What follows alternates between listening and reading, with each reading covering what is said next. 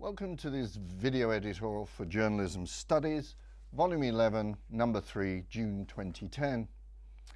Luckily, summer brings the lighter evening here in Wales, and so there's plenty of extra time to relax in the garden and enjoy this latest issue of JS, which, as ever, is crammed full with scholarly essays plus book reviews.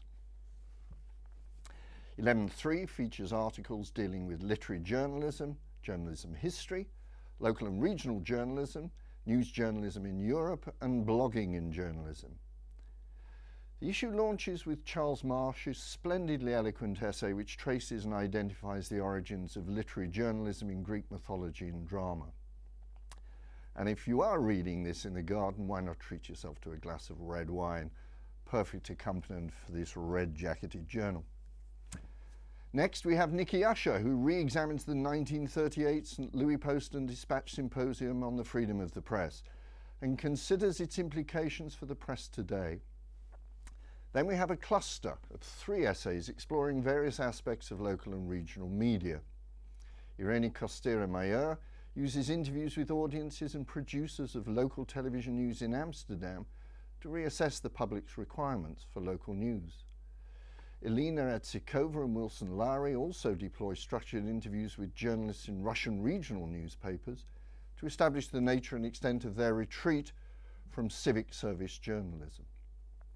And finally, in this group of 3, Dave Kerpius, Emily Metzger and Karen Rowley examine contesting funding models and their suitability for sustaining hyperlocal news media in the US. Burton St. John III illustrates the richness and potential of studies in journalism history with his retrospective account of propaganda messages eulogizing free enterprise rhetoric published in the New York Times in 1937-9, while Inaki Garcia-Blanco and Stephen Cushion use a detailed content analysis of Euronews to assess the contribution of this pan-European news service to the creation and maintenance of a European public sphere.